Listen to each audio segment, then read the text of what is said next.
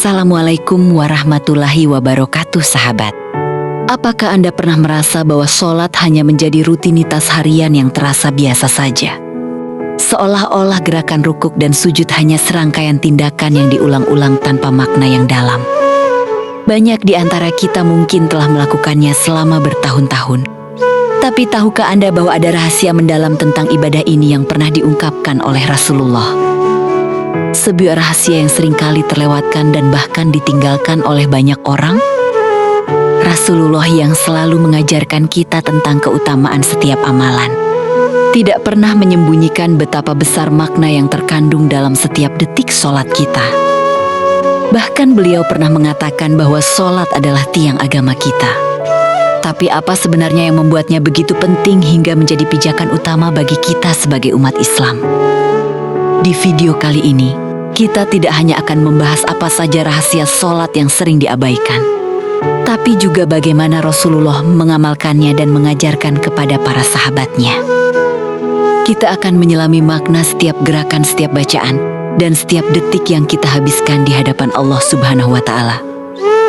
Dan tunggu saja, karena apa yang akan kita bahas ini nantinya mungkin saja mengubah cara Anda melihat sholat selamanya. Sebelum lanjut ke videonya, alangkah baiknya sahabat mendukung channel ini dengan mengklik tombol subscribe dan lonceng notifikasinya. Dan juga tinggalkan like dan komen pada video ini. Terima kasih. Di suatu hari, Rasulullah berdiri mengimami sholat. Para sahabat berada di belakang beliau dengan posisi diam, rapi, dan hikmat.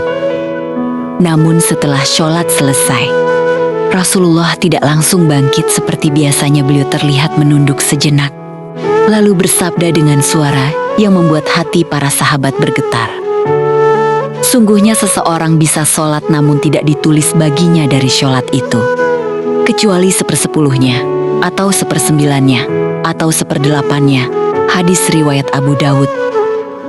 Hingga para sahabat terdiam.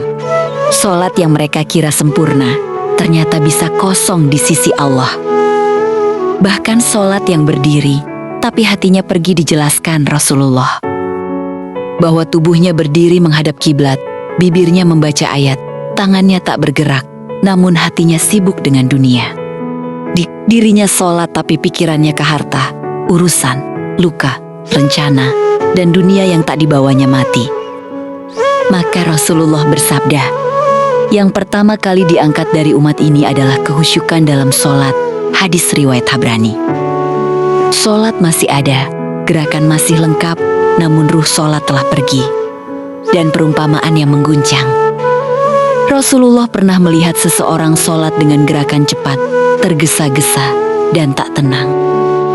Beliau kembali bersabda, seandainya orang ini mati dalam keadaan seperti ini, maka ia mati bukan di atas agama Muhammad. Hadis riwayat Tabrani. Bukan karena sholatnya batal, tetapi karena ia mempermainkan perjumpaan dengan Allah Subhanahu wa Ta'ala. Hingga Razil bersabda, apabila seorang hamba berdiri sholat, maka ia sedang bermunajat kepada Rabb-nya. Hadis riwayat Bukhari. Bayangkan saat sholat, Allah melihatmu, Allah mendengarmu, Allah menunggu doa-doamu. Namun engkau menoleh ke kanan, menoleh ke kiri, sibuk dengan pikiran dan ingin cepat selesai. Maka Rasulullah mengingatkan, Allah akan terus menghadap kepada hambanya selama ia tidak menoleh. Hadis riwayat Abu Dawud. Saat kita berpaling dengan hati, maka Allah pun akan berpaling dari kita, hingga wajah kita tak pernah mendapatkan cahaya. Dan Rasulullah kembali bersabda, betapa banyak orang yang sholat, namun tidak mendapatkan apa-apa dari sholatnya kecuali lelah dan capek. Hadis riwayat Ahmad. Nampak gerakan melelahkan, waktu terpotong, namun pahala hampir tidak ada. Sholat yang seharusnya mencegah dosa, menenangkan hati, mendekatkan kepada Allah dan pintu taubat masih terbuka.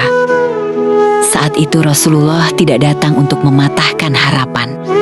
Bahkan beliau mengajarkan perlambat sholat kalian.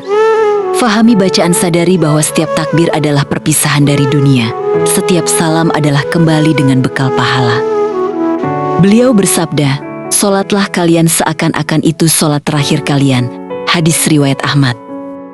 Solat bukan tentang seberapa cepat selesai, seberapa sering, seberapa indah suara, melainkan seberapa hadir hatimu di hadapan Allah, karena di akhirat nanti, yang ditanya bukan berapa kali engkau solat, tetapi apakah syolatmu hidup atau hanya gerakan. Karena bisa jadi, itulah solat terakhirmu yang benar-benar dilihat Allah Subhanahu wa Ta'ala.